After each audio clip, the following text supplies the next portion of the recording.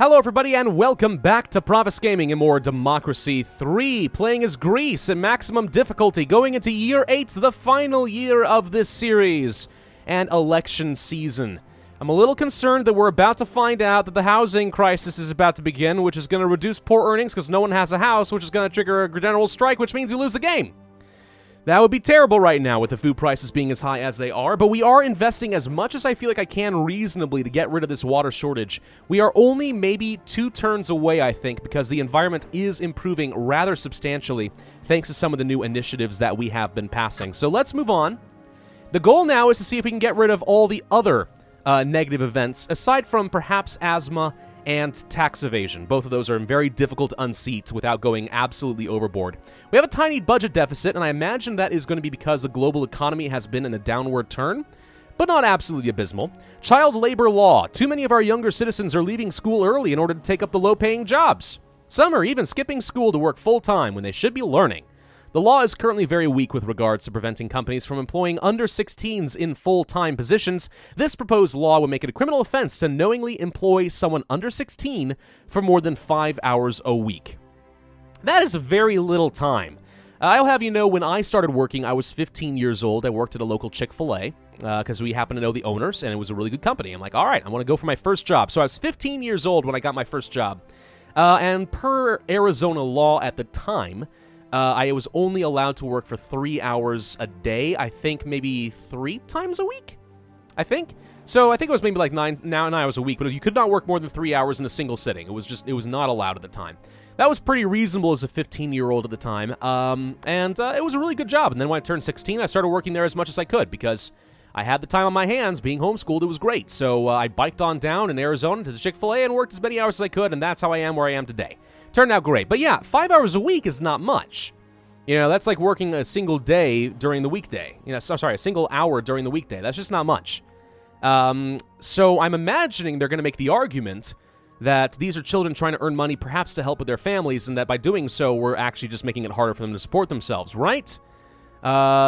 Nope, it's actually a totally different argument. In fact, a worse one. Okay, we can make speeches about how children should be in school until we are blue in the face, but unless we back up our words with legislation and the threat of criminal action, our children will continue skipping school to earn money. We must fight back against this law for the sake of the children. Won't someone think of the children? This law is unnecessary. The children who are skipping school are unlikely to be those who would pay attention in class anyway. So rather than fix that problem, we'll just give up on them and let them go and contribute into the economy to make some money. Also, we're running the risk of criminalizing small businessmen who may not know the age of people they employ on a casual basis. I suppose that's true, though it does specifically say if they knowingly employ someone. Does this apply to kids who want to, like, go and mow a lawn or something like that? Because I don't think that makes sense. No, it's got to be like an actual employment thing, you know, where people pay, like, their Social Security taxes and everything else. Proper full employment, I would think. I don't know. We're going to criminalize child labor because it just makes sense.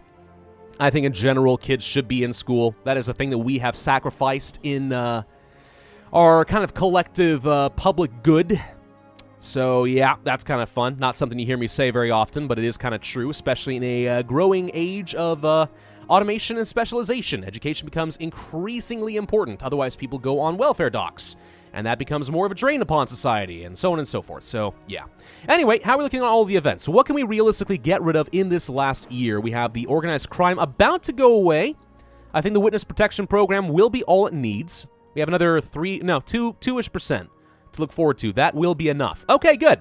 So I don't have to pass, like, tasers or ID cards. Excellent.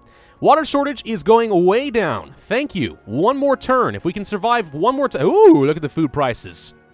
Look at those food prices. What stopped them? I actually don't know. Why did this go down? It's because the water shortage is no longer as bad. I think once it crosses the stop trigger and it's within this range, it stops growing quite as much. So that's good. All right, yes, fantastic. So we're going to see that go away in a couple of turns. Nothing we can do about tax evasion, nothing we can do about the asthma epidemic, though this is actually going away on its own as well, thanks to our environmental policy. So that leaves us with the alcohol abuse, which I do want to get rid of. Let's go ahead and really upset some people by having strong restrictions. Liberals will be really peeved with me. Alcohol consumption over the next 4 turns will be going down a lot, by like almost 55%, 54% to be specific. That's pretty good. Violent crime apparently goes down because there's an association with having alcohol. Apparently makes you a violent drunk. Good to know how you feel about that, Greece. Youth are really upset by this because they don't get to drink the alcohol. But you know something? I'll tell you what. Alcohol is overrated. I like alcohol as much as the next person. I especially love a really good glass of red wine. It's a personal pleasure for me. I love it. I actually get an endorphin rush when I have it. But I can tell you this. I waited until I was 21. I followed the law before I had any alcohol. Totally an easy thing to do. It was not that bad. And after I had it, it was like, you know what? This is not the sort of thing that I think I would want to do all of the time. It's a fun social gathering thing, but it's not something you want to do on your own, alone. It makes you really sick and unhealthy. It costs a lot of money. You know, it's totally fine to wait. Kids, it is okay to wait until you're 21 to drink. Yes, maybe the drinking age should be reduced to 18. Okay, we can have a good argument about that. But you don't need it when you're really young. It's not so bad. It really isn't. It's overrated, and when you get to it, it'll be a nice treat, but it should not become a lifestyle. Unfortunately, because there's an associated danger with it, I know a lot of young people who seem to really like getting into it. When they really should not, and it's illegal, and it's a felony. I don't know. Maybe this is just me as an RA talking. When I was a resident advisor at my college, I had to give this sort of a talk to young peoples and college kids all the dang time, because guess what? When you're in college, you think you're supposed to drink.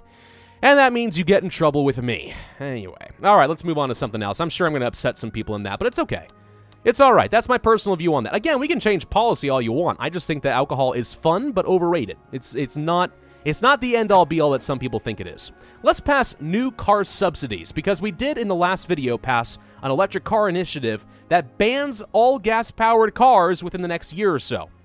So, in order to help offset the amount of economic damage we just did by completely crashing the car market, let's go for new car subsidies to make it a little bit easier for people to get something that will be better. This has the advantage of increasing the GDP by 2% because people are buying their autos in Greece a bit more actively, which is great.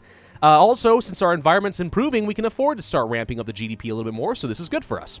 Asthma epidemic goes down because we have cleaner cars. We're not using the old gas guzzlers anymore. The environment goes up for the exact same reason, 4.3%. That's not bad. CO2 emissions goes down, which is actually not that important in this game, believe it or not. It mostly affects foreign relations because people get kind of upset if you're polluting the earth and causing global warming, you know? If Greece starts pumping tons of smog into the atmosphere, the rest of the EU is not going to be very pleased. Car usage goes up because people like driving their new cars. Motorists are thrilled, and after I've upset them so much, this is a good thing.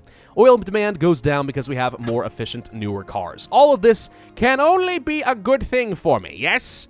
I think so. The other thing that I want to do, because I'm really worried about this whole private housing thing right now, is I may want to go ahead and start raising up a bit of state housing. I know this really goes against everything we're supposed to do as far as being the free market capitalist, but I am really concerned that this is about to fire, and when it does, we are going to find that the food prices plus the housing crisis leads to the general strike. I'm just nervous. We don't have to do a lot. A little bit would reduce the private housing market a little bit there. I think that would ultimately result in reducing housing costs because there's more supply, which is produced by the state. Equality goes up, which is good. Poor earnings goes up, which is something we kind of need right now because they are struggling very hard due to the food prices. Yeah, capitalists will be upset a little bit, but oh well. Overall, I think this is going to be a good thing, and it barely affects socialism membership. We're just going to have to eat that cost. I know it's a compromise of values, but you got to do what you got to do, man. Housing costs are so darn high. I just can't afford it. I can't afford it. What's the poor earnings even looking like right now? There you are. Pretty bad and still on its way down. Yeah, sooner we can fix the food crisis, it'd be good. It'd be really good. All right, let's move on into the next turn. We are getting very close to an election, which means we need to start considering finding ways to change the perception of ourselves with our voter demographics. We want to make sure that they think that I'm trustworthy, because I have gone through and changed a lot of policies lately, and they might be pretty upset by that. Budget report, we have a deficit. Okay, the first deficit that we have really run that means anything since I took office. Oh, boo-hoo. We'll come back to that, though. Power lines. Angry citizens are protesting against the project to build power lines through the village. Did we see this already? I can't remember. This might be one of the things that we already saw, and because I had to restart, we're seeing it a second time. We're going to stop the construction because I need to improve the environment, though I do think that that does upset the capitalists a tiny little bit. It might also cause some energy efficiency issues. And I can understand why people would be upset that the people who are asking for green energy then start complaining about the consequences of needing power lines in order to get that green energy to them. It's like, you can't have your cake and eat it too, huh? No, that's not the right phrase here. You can't have it both ways. You either want the green energy and all the consequences that come with it, or you can't. It's one of the two. Frickin' pick your side, man. Pick your side. How are we doing as far as the alcohol abuse? So far, it's not showing anything, but I imagine alcohol consumption is about to plummet.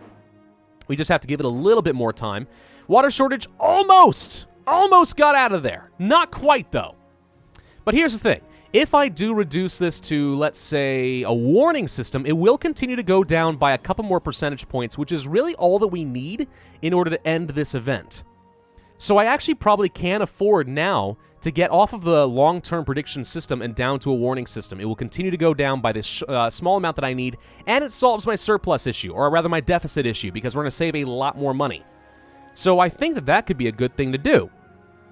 Yeah, we're going to go ahead and go toward a warning system. This is a bit of a gamble, because we might find that after that event, we are just barely still over the stop trigger, and it's not enough to actually stop anything. That'd be terrible. So I really hope that I'm not wrong right now, but we're going to find out one way or another. The next thing that I want to do is continue enforcing more bus usage while also getting the poor earnings and the parents a lot happier. We can go for subsidized school buses.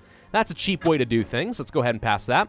Bus usage goes up, and parents are much, much happier about this because they don't have to drive their kids to school all the time. This just seems like a good thing to do, so let's go ahead and do that next. The other things we can do is try making the liberals happy. We can go for, let's say, Stamp Out Racism Week, which should reduce racial tension while improving liberalism. And considering they do mostly like me, this is a good thing we can do right there. We could also go for, let's say, the Social Justice Foundation, which, by the way, I just find will be a little annoying because social justice, on face value, part of it does not seem all that bad, but I find in practice, social justice usually has very cultural Marxist roots to it, which is actually distinctly not liberal in the proper sense of the word. It is very progressive and social liberal, social Marxist, but not classically liberal, which is what I am. Liberalism is broken up into two branches, people. You got social liberalism and you got classical liberalism. It's worth reading up on that because, you know your differences in liberalism. Kind of important. I happen to be a classical liberal. So social liberalism might be happy with that by a small amount. Mostly it's going to be the cultural Marxists who I find have taken social justice as a concept and kind of run amok with it.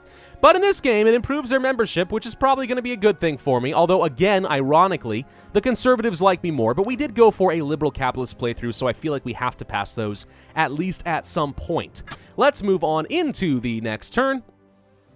Market meltdown. Okay, well, that means the global economy just completely fell apart, but fortunately we have a surplus to deal with it. High productivity is a good thing for us. That's going to improve the GDP. Asthma epidemic is gone. Yeah, economy is in a deep recession. Yikes. That does suck quite a bit, don't it? But my GDP going down actually should fix all... Oh, no! The water shortage went back up. Crud crap. Crud crap. Crumbity crap. Crumbity crumb crap crap. Hang on. GDP... is going to plummet. That means... is that going to get rid of it on its own? Is that going to be enough to improve the environment so much? The environment has been going up a lot lately. Is it going to be enough? Food prices are on their way down, which has been a good thing. We're so gosh dang close, though. Maybe this downturn in the GDP with the global economy is actually going to be a perfect thing to do. Now, I don't understand why capitalists are upset at me. What do you think that I did in order to cause a global recession? I've been trying really hard to avoid a global recession. I've been responsible. Freaking capitalists. Organized crime is going to go away. Excellent. Alcohol abuse is on its way out. What we probably can do now is actually change up the alcohol law to be a minimum age of 21. Again, this is one of those cases where alcohol consumption is still on its way out, so we're not stopping it entirely. But at least we're not going to upset the liberals so much. We're going to have a chance for them to rejuvenate before we go into the election. So let's go ahead and change the alcohol law. Drinking age is now 21 in Greece. Congratulations. If the organized crime is about to go away, we also can go to our intelligence services and finally reduce this a bit. Because organized crime, as long as we go below the stop trigger and don't start it again, we're going to be fine. So yeah, let's go to a small spy agency of like 3.7 billion or something like that, you know? Sizable spy agency. That just sounds better. And liberals will be a lot happier as a result. This is going to be good.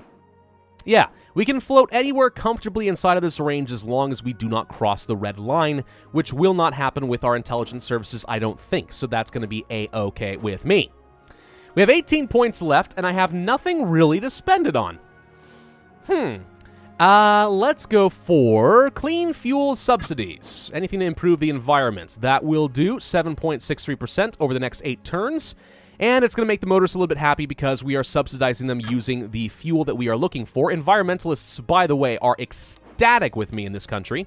Carpooling campaign to reduce our car usage sounds good to me. And let's move on into the final turn of this series.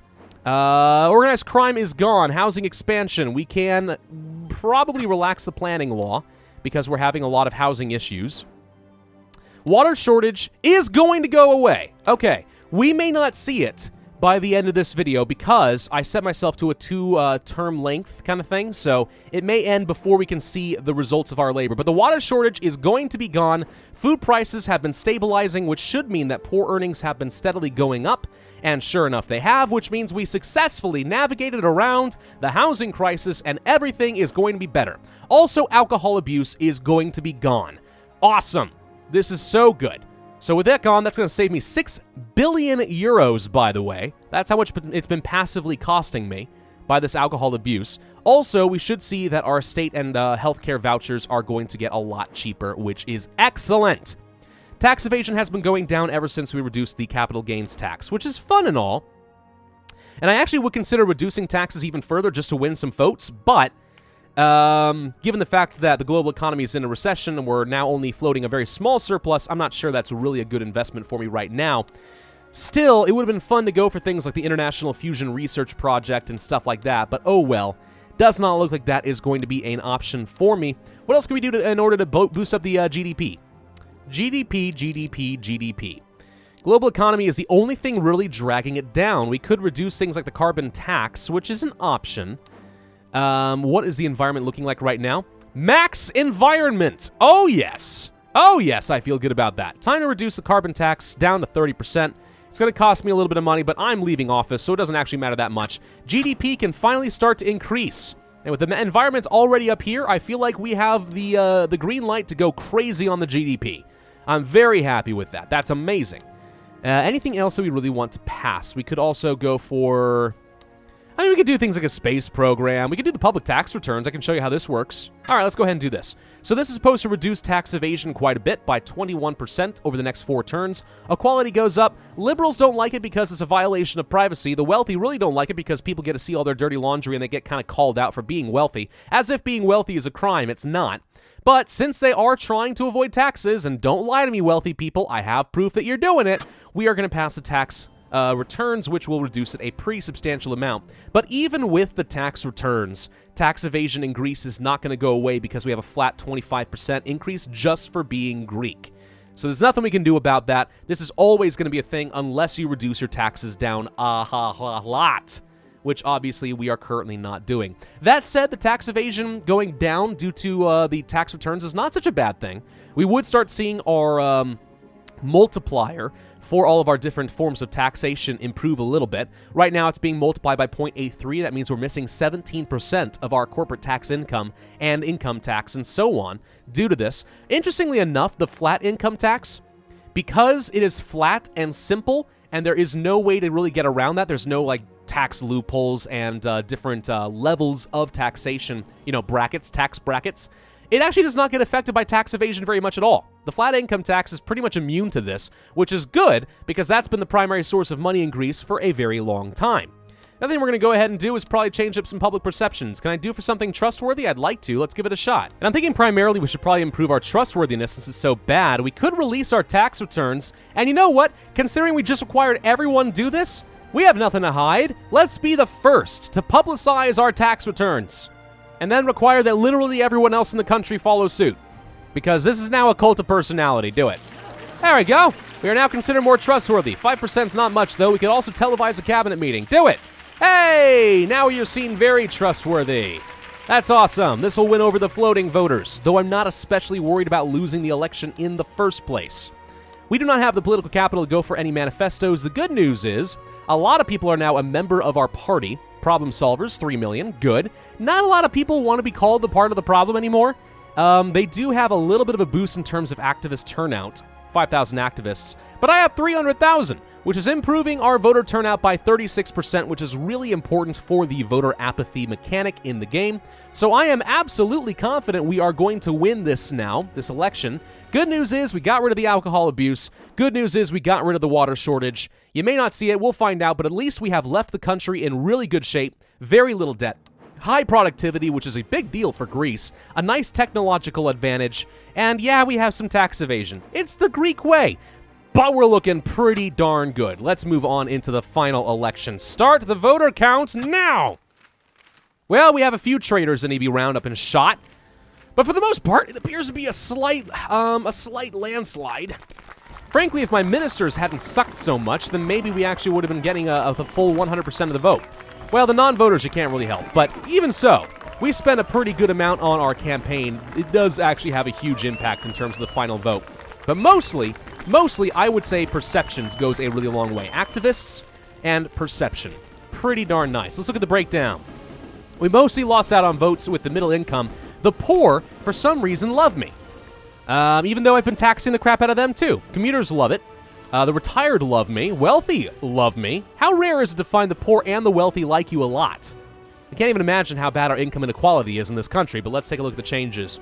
Health, education, crime, violent crime, not much of an improvement there. Poverty, equality did go down, so it's not amazing. The environment's improved by a lot. Maxing that out is a huge accomplishment while also going for a liberal capitalist playthrough. Any capitalist playthrough plus maxing out the environment can be pretty tough. The working week amazingly went down.